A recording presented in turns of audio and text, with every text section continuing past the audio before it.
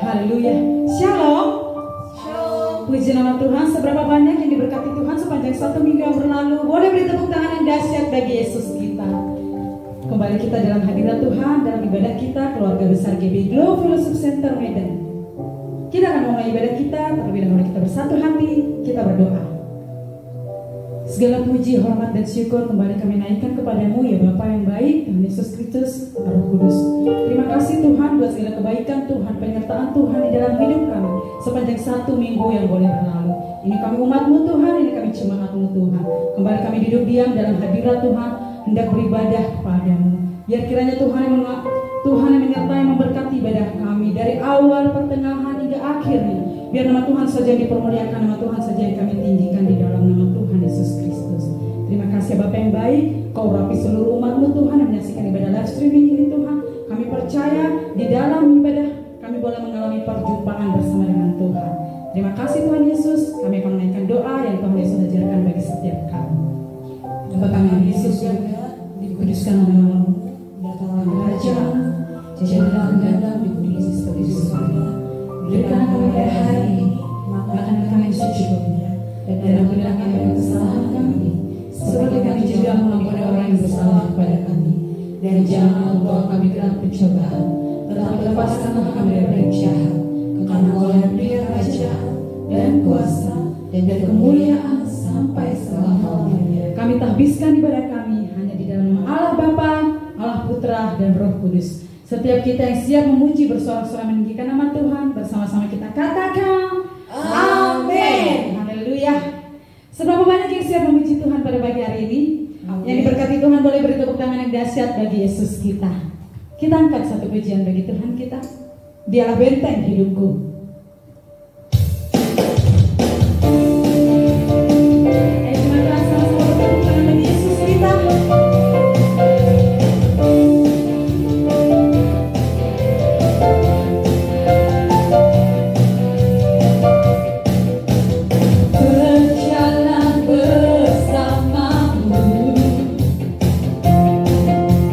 Tak akan ku gentar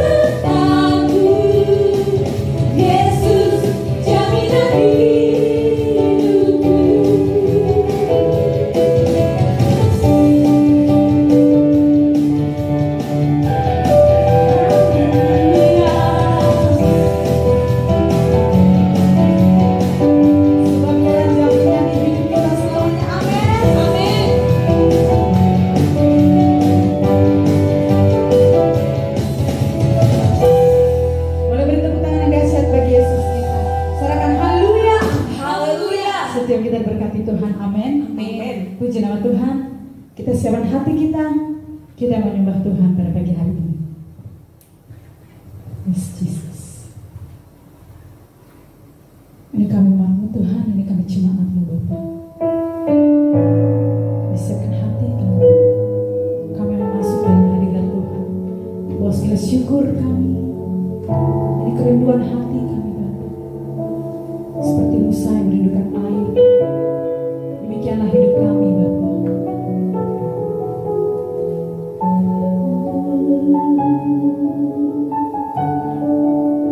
Kau melawat setiap umat-Mu Tuhan.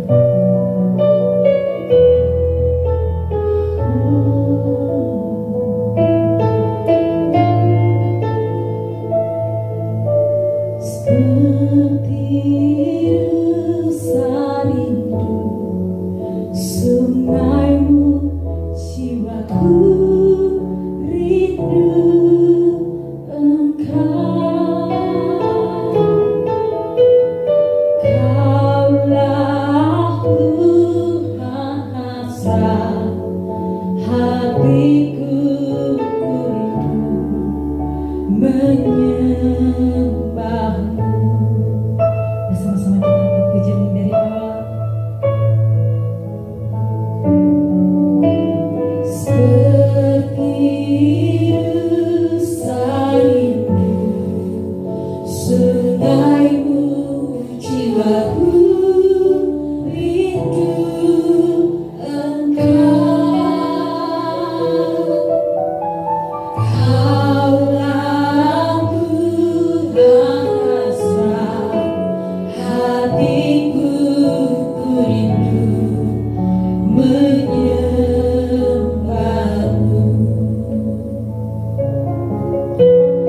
Engkau kekuatan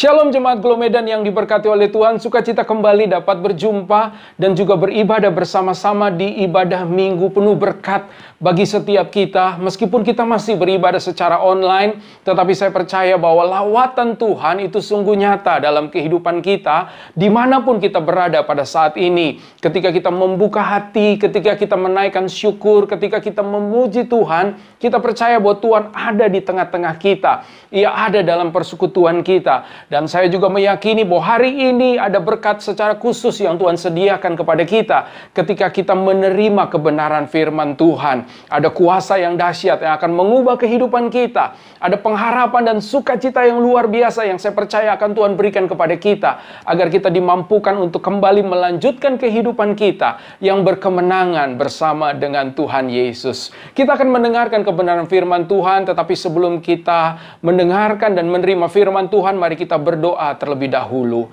Kita berdoa. Bapa di surga, terima kasih, kami bersyukur buat hadirat Tuhan yang ada di tengah-tengah kami. Meskipun kami masih beribadah secara online, tetapi kami percaya bahwa Tuhan hadir di tengah kami dan Engkau siap untuk menyatakan rancangan kasih, sukacita, damai sejahtera, kekuatan, tuntunan, bahkan mujizat-Mu di dalam kehidupan kami pada hari ini. Karena itu kami buka hati kami bagi kebenaran firman Tuhan. Tuhan berbicaralah kepada kami. Kami rindu, kami haus akan kebenaran firman Tuhan.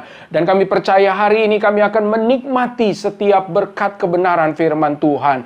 Kami juga meyakini bahwa firman Tuhan bukan hanya sekedar makanan bagi kami. Bukan hanya sekedar makanan rohani yang bisa membuat kami bertumbuh dalam pengenalan kami akan Tuhan. Tetapi kami percaya bahwa firman-Mu adalah kuasa yang akan mengubah kehidupan kami. Kami buka hati bagi firman-Mu. Di dalam nama Tuhan Yesus Kristus kami bersyukur dan kami berdoa. Haleluya.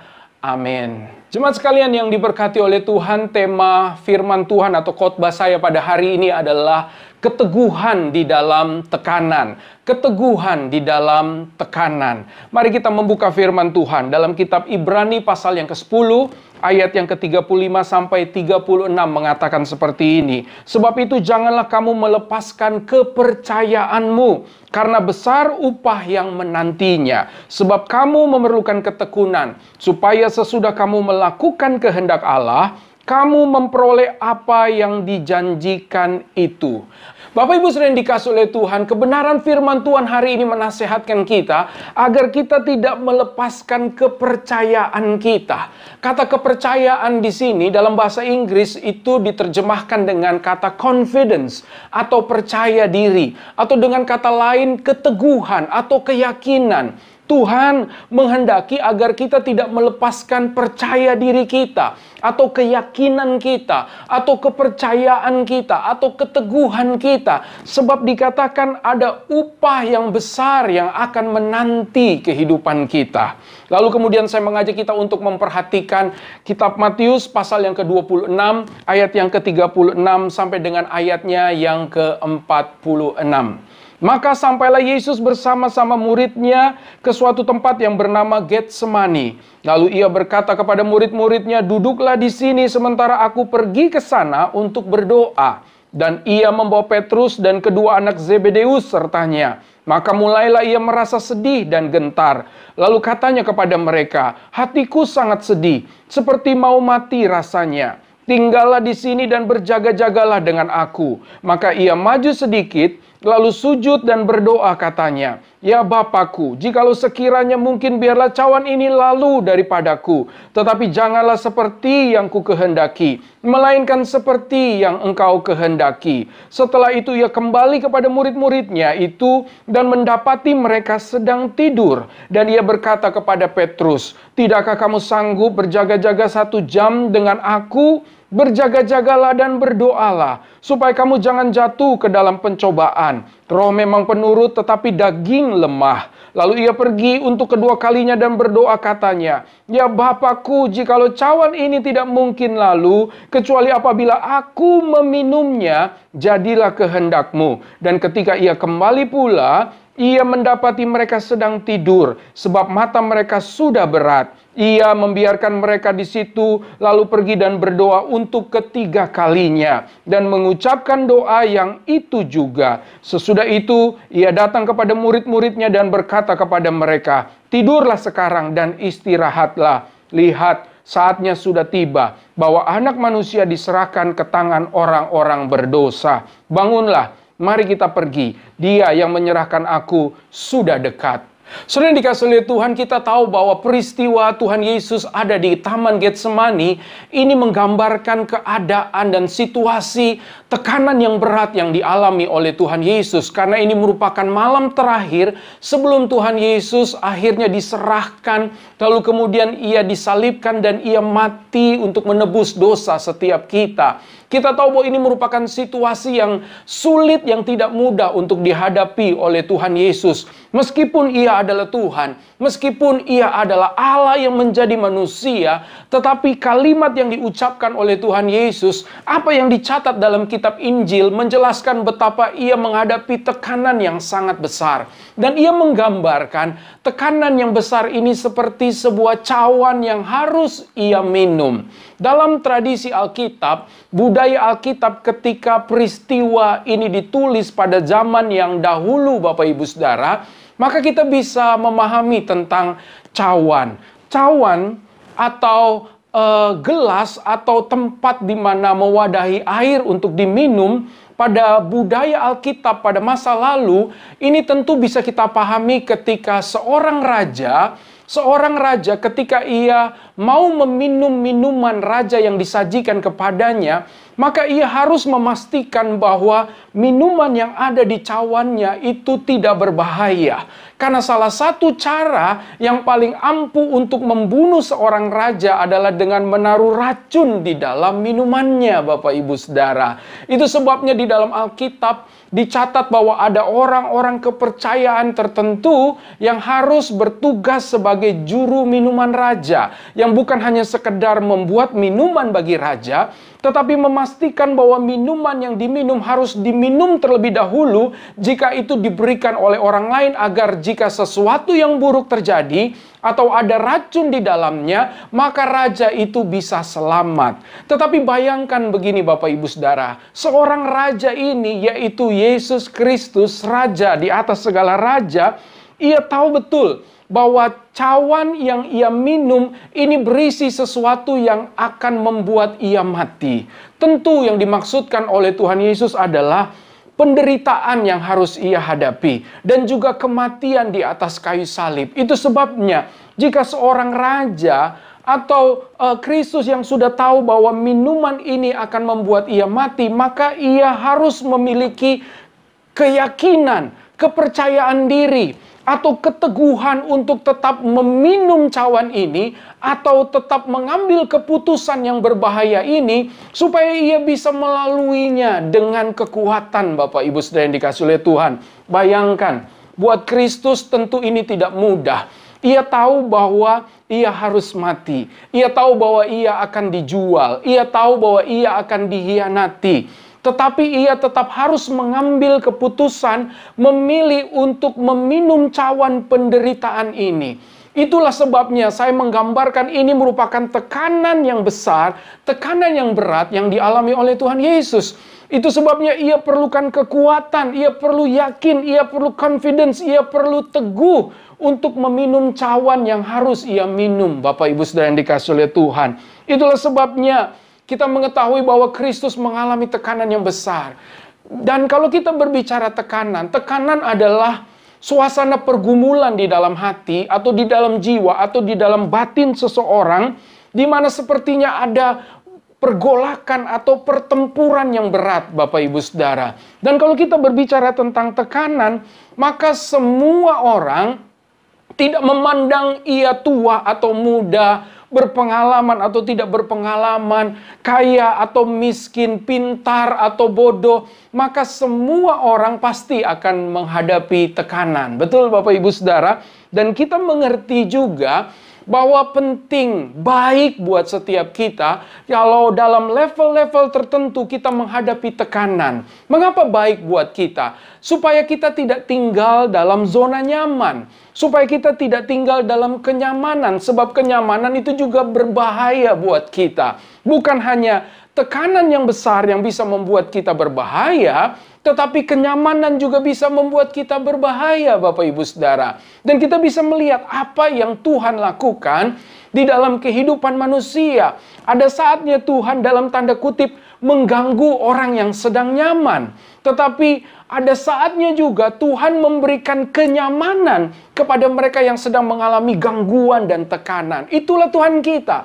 Itu sebabnya kalau Bapak Ibu Saudara dalam keadaan yang baik, sehat, maka semuanya kelihatannya tenang, tidak aneh Bapak Ibu Saudara, atau jangan kaget kalau tiba-tiba ada masalah, ada persoalan, ada tekanan yang menghampiri kehidupan kita. Karena itu baik buat kita. Tetapi ketika kita sedang ada dalam beban yang berat, ketika kita sedang ada dalam tekanan yang besar, maka kita tahu Kristus pun berkata, aku akan memberikan kelegaan kepadamu. Aku akan memberikan ketenangan kepadamu. Itu sebabnya itulah cara Tuhan. Dalam level tertentu, betul tekanan itu penting buat kita. Tetapi kalau tekanannya sudah terlalu berat, tekanannya sudah terlalu besar, maka inilah yang disebut dengan kesusahan. Kalau tekanannya sudah menjadi besar dan begitu berat, maka inilah yang namanya kesusahan, Bapak Ibu Saudara. Inilah yang namanya krisis.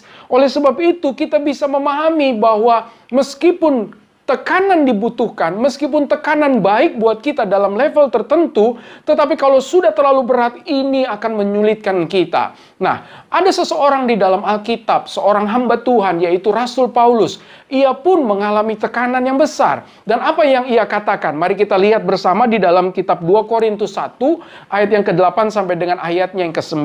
Dikatakan, sebab kami mau, saudara-saudara, supaya kamu tahu akan penderitaan yang kami alami di Asia Kecil. Ia berkata apa? Beban yang ditanggungkan atas kami adalah begitu besar dan begitu berat, sehingga kami telah putus asa juga akan hidup kami. Bahkan kami merasa seolah-olah kami telah dijatuhi hukuman mati. Tetapi hal itu terjadi supaya kami jangan menaruh kepercayaan pada diri kami sendiri, tetapi hanya kepada Allah yang membangkitkan orang-orang mati. Nah, Bapak Ibu Saudara, Tuhan Yesus saja mengalami tekanan yang besar. Rasul Paulus juga mengalami tekanan yang besar. Ia berkata bahwa tekanan yang besar ini sudah membuat ia putus asa. Bahkan ia merasa sepertinya ia sudah dijatuhi hukuman mati. Tetapi Rasul Paulus memberikan sebuah pernyataan yang luar biasa. Ia mengerti bahwa tekanan yang besar itu yang menghampiri kehidupannya membuat dia jangan menaruh kepercayaannya atau keyakinannya atau keteguhannya atau confidence-nya terhadap dirinya sendiri, tetapi menaruh keyakinannya, kepercayaannya kepada Tuhan yang memiliki kuasa untuk membangkitkan orang-orang yang sudah mati. Amin, Bapak Ibu Saudara yang dikasihi oleh Tuhan. Ini merupakan poin yang penting, ini merupakan pesan yang penting, ini merupakan sesuatu yang perlu kita ketahui supaya kita memahami betul kita menghadapi tekanan dalam hidup kita. Tetapi kita tahu bahwa ada Tuhan yang sanggup untuk memberikan kekuatan dan membuat kita bisa melewati setiap tekanan. Nah, Bapak Ibu Saudara yang dikasihi oleh Tuhan, belajar dari peristiwa Tuhan Yesus ketika ia berdoa di Taman Getsemani. Hari ini saya ingin membagikan apa yang kita bisa lihat dari pelajaran Kristus di Taman Getsemani ini. Paling tidak ada 4 hal yang perlu kita miliki supaya kita bisa menghadapi setiap tekanan, atau supaya kita bisa memiliki memiliki keteguhan, keyakinan, kepercayaan, atau confidence, atau percaya diri ketika kita ada di dalam tekanan kehidupan kita. Yang pertama, Bapak Ibu Saudara, kita perlu memiliki gambaran atau preview, atau pratinjau, atau dalam istilah rohani kita harus memiliki penglihatan rohani, Bapak Ibu Saudara yang dikasihi oleh Tuhan. Apa maksudnya? Maksudnya adalah kita tuh harus memiliki sebuah gambaran di dalam kehidupan kita bahwa ada saatnya kita menghadapi tekanan-tekanan yang berat di dalam kehidupan kita. Kita tidak boleh menyangkali bahwa suatu saat masalah besar bisa ada dalam kehidupan kita. Tekanan yang besar bisa terjadi di dalam kehidupan kita. Itu sebabnya kita perlu punya bayangan, Bapak Ibu Saudara. Kita perlu punya gambaran bahwa hal ini bisa saja terjadi di dalam kehidupan kita. Nah, gambaran yang penting yang perlu kita miliki adalah gambaran bahwa tekanan yang besar atau kesulitan yang besar yang kita hadapi adalah kesulitan yang sebetulnya akan mampu untuk kita lewati, Bapak Ibu Saudara. Kalau Bapak Ibu Saudara senang menyaksikan film seperti di bioskop atau film-film Hollywood, Bapak Ibu, maka biasanya sebelum kita menonton filmnya atau sebelum kita bisa menyaksikan filmnya secara utuh, maka biasanya ada trailernya atau ada previewnya, Bapak Ibu. Kita bisa melihat bahwa dalam film ini, inilah yang akan kira-kira kita saksikan. Inilah yang akan terjadi. Dan inilah gambaran, Bapak Ibu Saudara. Dan ini menarik. Kalau kita melihat di dalam Alkitab, kalau kita melihat dan belajar dari peristiwa-peristiwa yang terjadi dengan tokoh-tokoh yang ada di dalam Alkitab, termasuk juga Kristus, Bapak Ibu Saudara, maka kita sebetulnya sudah punya gambaran bahwa tekanan yang besar yang terjadi terhadap mereka yang dicatat oleh Alkitab juga merupakan tekanan yang bisa kita alami dan kita bisa belajar dari mereka. Kalau kita melihat apa yang terjadi dengan Nuh, kalau kita melihat apa yang terjadi dengan Yusuf, apa yang terjadi dengan Daud, apa yang terjadi dengan Musa, apa yang terjadi dengan Daniel, apa yang terjadi dengan Sadrak, Mesak, Abednego, dan apa yang terjadi dengan murid-murid Kristus ketika mereka ada dalam tekanan, harusnya memberikan gambaran kepada kita bahwa kita pun juga bisa mengalami situasi yang sama dan kita juga bisa belajar dari apa yang terjadi dalam kehidupan mereka. Dan yang paling penting, Bapak Ibu Saudara, firman Tuhan dan janji-janji Tuhan itu adalah gambaran yang jelas yang harus kita miliki ketika kita ada dalam tekanan, Bapak Ibu Saudara. Apa yang dikatakan oleh Ayub ketika dia menghadapi tekanan yang besar? Ia berkata, Tuhan yang memberi, Tuhan yang mengambil, terpujilah nama Tuhan. Apa yang dilakukan oleh Yusuf ketika dia menghadapi tekanan yang besar? Ia berkata bahwa manusia boleh mereka-rekakan yang jahat, tetapi Tuhan mereka-rekakannya untuk kebaikan bagiku. Kita bisa melihat apa yang dikatakan Paulus ketika ia ada dalam tekanan yang besar. Bahkan ia berkata bahwa seperti hukuman mati menimpanya. Ia berkata bahwa supaya aku tidak menaruh kepercayaanku kepada diriku sendiri, tetapi kepada Tuhan yang punya kuasa untuk membangkitkan orang mati.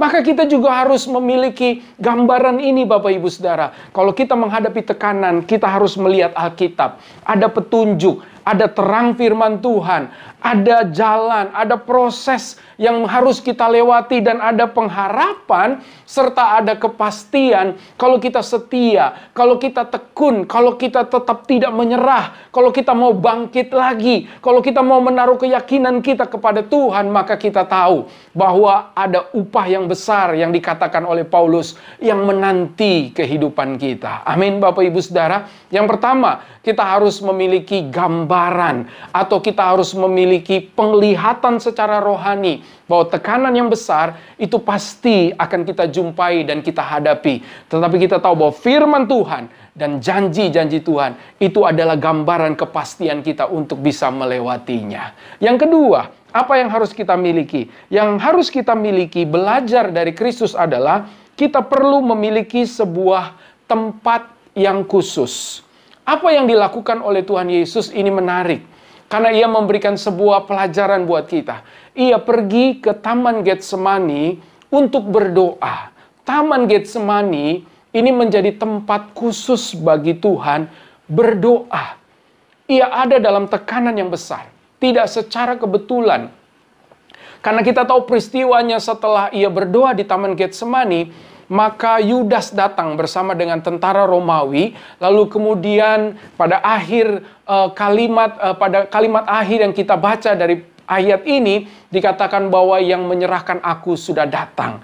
Ia tahu bahwa ada saat yang sudah sangat dekat yang harus ia jalani, yaitu penderitaan. Tetapi ia harus pergi ke tempat yang khusus untuk berdoa, Bapak Ibu Saudara. Maka untuk mendapatkan keteguhan, ketenangan, kekuatan, keyakinan, confidence, kepercayaan ketika kita ada dalam tekanan, kita harus punya tempat yang khusus, Bapak Ibu Saudara. Sebagai anak Tuhan, sebagai orang percaya, sebagai orang yang hidup dalam kasih karunia Tuhan, maka seharusnya kita punya tempat-tempat yang khusus, Bapak Ibu Saudara. Apakah tempat yang khusus? Tempat yang khusus adalah tempat di mana kita bisa memiliki hubungan yang intim dengan Tuhan, tempat untuk kita berdoa, tempat untuk kita mencurahkan segala bentuk kekhawatiran, ketakutan, dan kegelisahan kita. Dan kita tahu bahwa tempat itu adalah tempat rahasia, tempat kudus, Bapak Ibu Saudara. Musa menuliskan mazmurnya di dalam Mazmur 90 sampai Mazmur 106.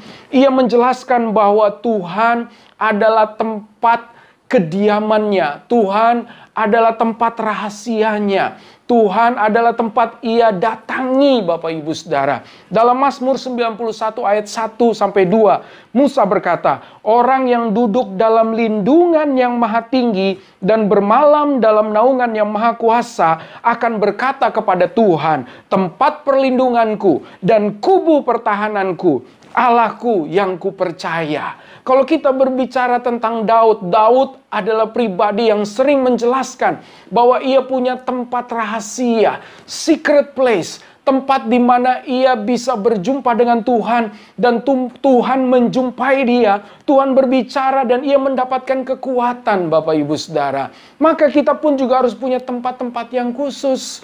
Mungkin Bapak Ibu Saudara berkata, ya saya punya tempat khusus kalau saya lagi stres, saya mungkin pergi liburan, atau saya mungkin punya tempat khusus di rumah kalau saya lagi ada dalam tekanan, saya biasanya masuk di rumah, masuk di ruangan itu, di kamar itu, lalu kemudian saya tenangkan hati saya. Boleh, itu merupakan tempat yang mungkin secara khusus Bapak Ibu Saudara bisa merefleksikan diri, menenangkan diri, itu baik. Tetapi tempat yang khusus di sini berbicara tentang tempat di mana kita berjumpa dengan Tuhan, tempat di mana kita berdoa kepada Tuhan, tempat di mana kita berseru kepada Tuhan, Bapak Ibu Saudara.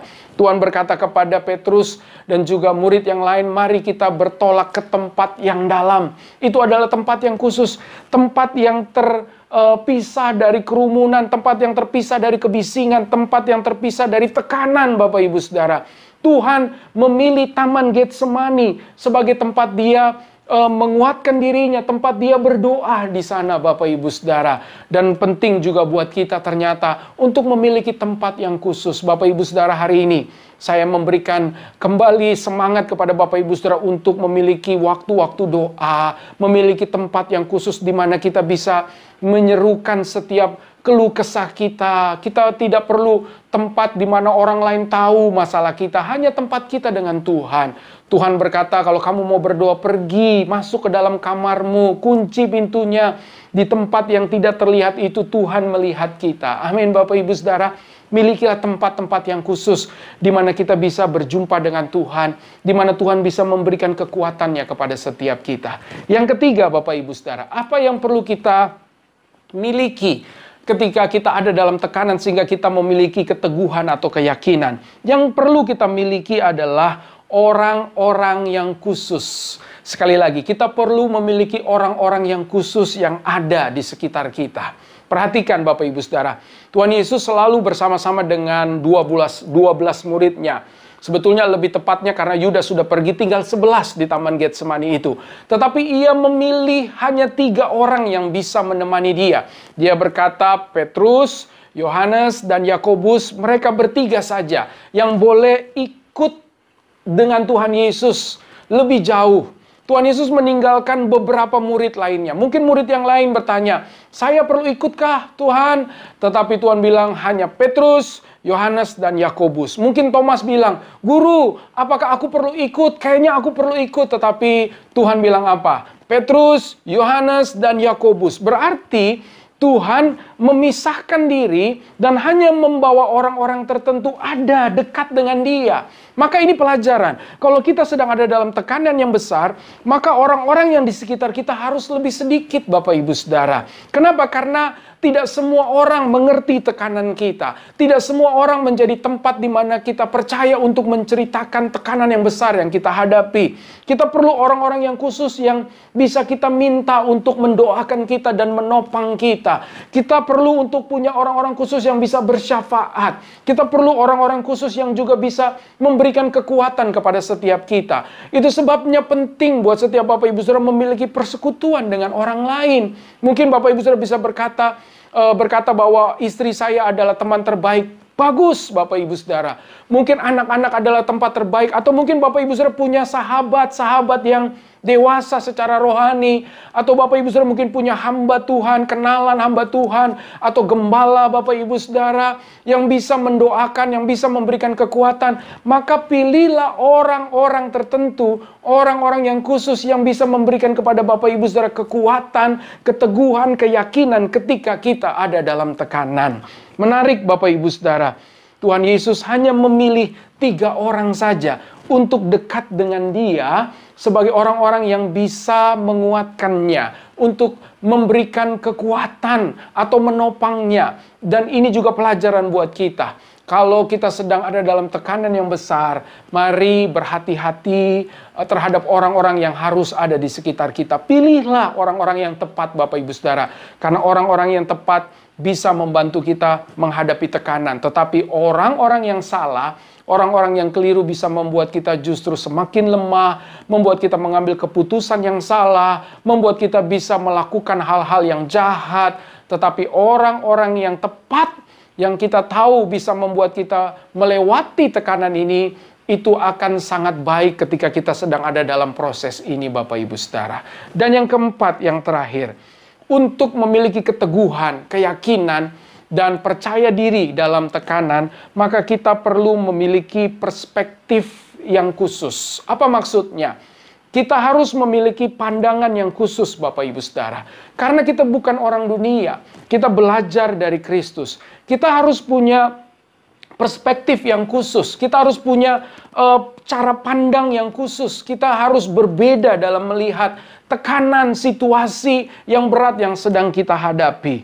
Dalam Injil Matius dan Injil Markus, Bapak Ibu Saudara yang dikasihi oleh Tuhan, memang dicatat peristiwa tentang Tuhan berdoa di Taman Getsemani ini Bapak Ibu. Tetapi yang menariknya bahwa kita bisa mengetahui bahwa di dalam catatan Injil, ketika Tuhan sedang berdoa dengan hati yang sangat berat, maka dikatakan Tuhan itu mengeluarkan keringat atau peluhnya itu seperti darah Bapak Ibu Saudara. Maka kita bisa melihat ini merupakan sesuatu yang tidak mudah, tidak biasa dialami oleh Kristus. Ini tekanan yang berat. Kita melihat penderitaan Kristus bahkan sudah dimulai ketika dia berdoa di Taman Getsemani Bapak Ibu Saudara. Nah, yang menariknya adalah Bapak Ibu Saudara yang dikasihi oleh Tuhan, yang diharapkan dari murid-muridnya atau khususnya dari Petrus, Yakobus, dan Yohanes adalah kenapa ia dipilih untuk dekat dengan Kristus. Karena Kristus berharap bahwa mereka bertiga bisa menguatkan Kristus, bisa menguatkan Tuhan. Tetapi yang terjadi adalah Tuhan Yesus harus 3 kali melihat mereka tertidur Bapak Ibu Saudara. Bayangkan, Tuhan mengharapkan ada murid-murid yang memberikan kekuatan kepada dia karena dia sedang ada dalam tekanan yang besar. Tetapi justru murid-muridnya itu tidak bisa diandalkan Bapak Ibu Saudara. Oleh sebab itu kita bisa mengerti bahwa meskipun kita punya orang-orang yang kita percaya, tetapi pada akhirnya hanya Tuhan saja yang bisa kita andalkan. Mungkin Bapak Ibu Saudara, saya bayangkan jangan-jangan Petrus, Yohanes dan Yakobus itu balas dendam kali sama Tuhan Yesus. Ini bercanda ya Bapak Ibu Saudara.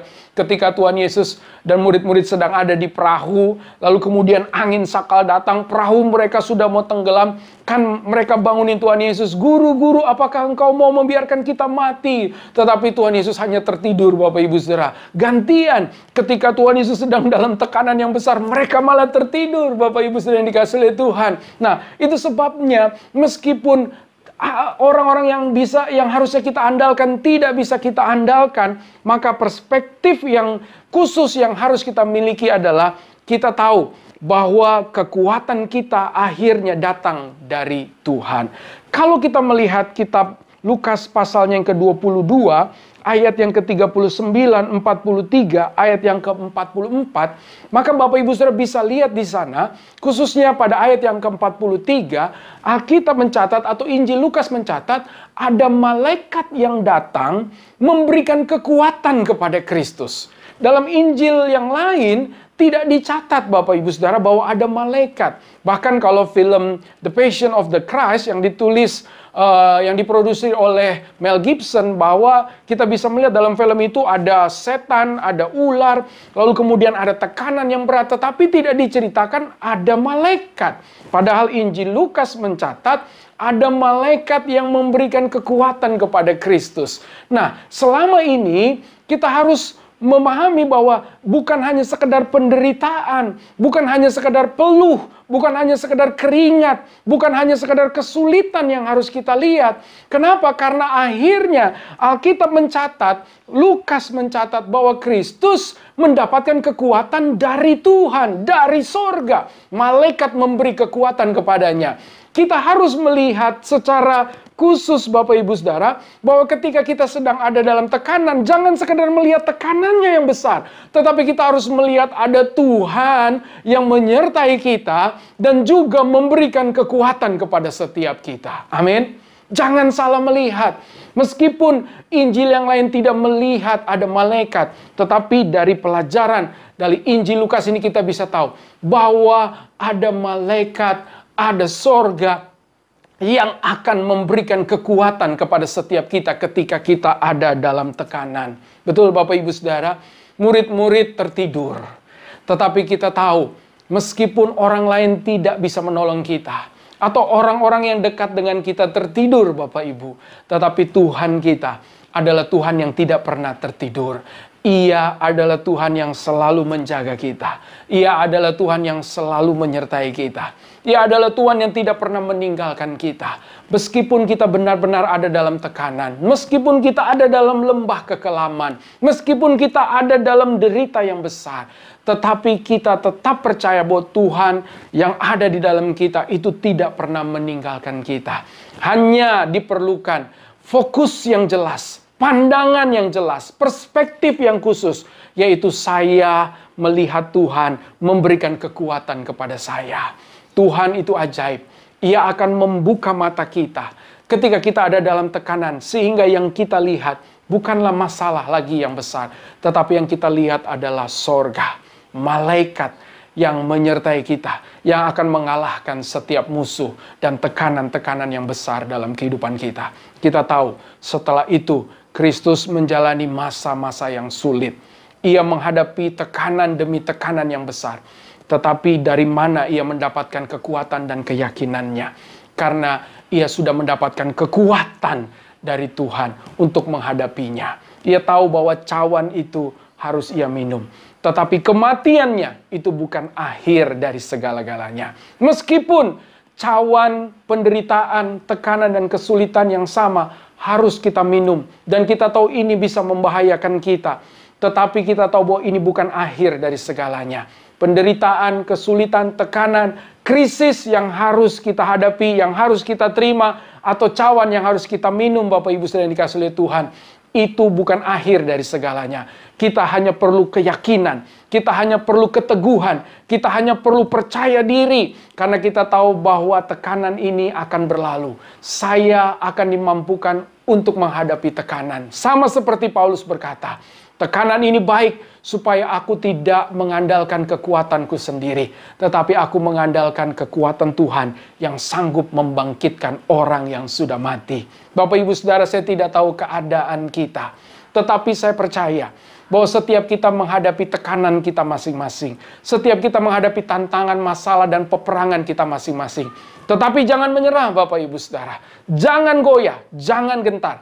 Karena kita tahu bahwa di dalam tekanan ada keyakinan, ada keteguhan. Karena Tuhan sudah melaluinya.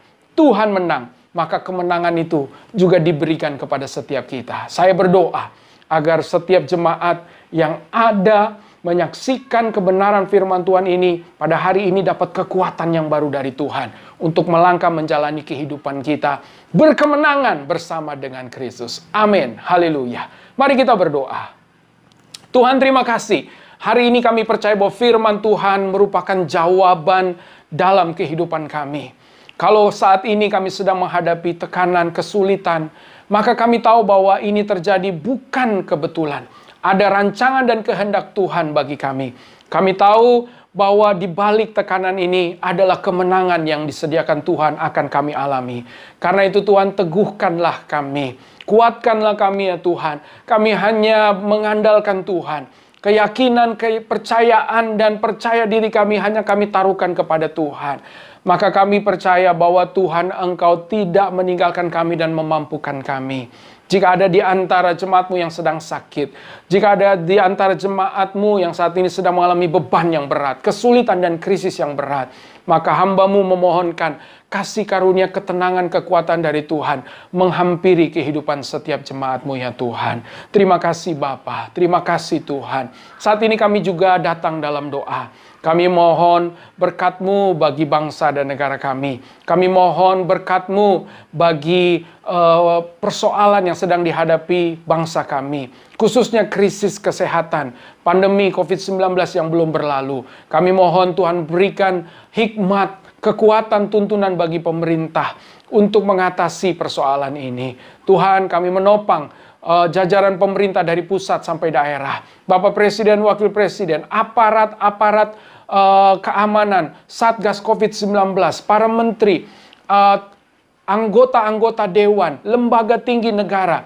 Kami berdoa Tuhan beri hikmat bagi mereka, sehingga dengan pertolongan dari Tuhan mereka bisa melangsungkan tugas dan tanggung jawab mereka untuk mensejahterakan bangsa dan negara kami. Kami berdoa juga buat gereja-gereja Tuhan di mana-mana tempat. Kiranya Tuhan menopang, Tuhan menyertai sehingga Injil boleh terus diberitakan. Dan banyak-banyak jiwa boleh tetap diteguhkan dan dikuatkan di masa-masa seperti ini. Kami berdoa secara khusus ya Tuhan buat gembala lokal yang ada di Glomedan untuk Bapak Jack Marpaung bersama dengan Ibu Anita dan seluruh hamba-hamba Tuhan.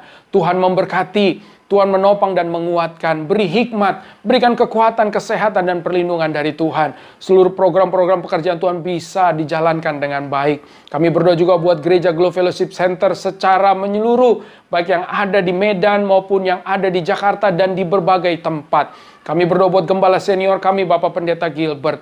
Biarlah Tuhan memberkati, Tuhan terus menyertai hamba-Mu dalam tugas, dalam tanggung jawab pelayanan, serta bersama dengan keluarganya. Tuhan, kami juga berdoa, mohon belas kasihan Tuhan, agar kami boleh kembali beraktivitas dengan baik, dengan bebas. Kami mohon Tuhan lalui pandemi ini ya Tuhan, dan menolong kami, supaya kami bisa tetap kuat, kami boleh tetap percaya. Karena kami tahu ada Tuhan. Meskipun kami tahu bahwa situasi ini baik buat kami, tetapi kami tetap memohon kemurahan Tuhan, agar kami bisa melewati pandemi ini ya Tuhan. Terima kasih Bapa. Buat mereka yang saat ini sedang mengalami pergumulan yang berat, hamba-Mu berdoa kiranya Tuhan Engkau memberikan kekuatan, menyatakan mujizat, Engkau menyatakan keselamatan-Mu ya Tuhan. Kami berdoa buat ibadah-ibadah online, buat kegiatan-kegiatan yang masih dibatasi. Kami berdoa biar kuasa Tuhan tetap menyertai setiap pelayanan-pelayanan dan ibadah-ibadah yang dilangsungkan. Terima kasih Bapa. Dan akhirnya kami akan kembali melanjutkan kehidupan kami. Kami percaya bahwa Kristus telah memberikan kemenangan kepada kami lewat kematian dan kebangkitannya. Oleh sebab itu kami meyakini bahwa kemenangan yang pasti juga akan terjadi di dalam kehidupan kami. Jemaat yang dikasihi oleh Tuhan, kekasih-kekasihnya Kristus, mari arahkan hati kita kepada Tuhan, tengadahkan wajah, hati, dan tangan kita, dan terimalah berkat-Nya. Tuhan memberkati engkau dan melindungi engkau. Tuhan menyinari engkau dengan wajah-Nya dan memberi engkau kasih karunia. Tuhan menghadapkan wajah-Nya kepadamu dan memberikan engkau damai sejahtera. Terimalah berkat yang sempurna dari Allah Bapa, dari Tuhan Yesus Kristus, serta persekutuan dengan Roh Kudus yang akan menyertai kehidupan kita mulai hari ini sampai Kristus datang menjemput kita, bahkan sampai selama-lamanya. Haleluya. Yang diberkati Tuhan bersama kita katakan, amin. Tuhan memberkati kita sekalian.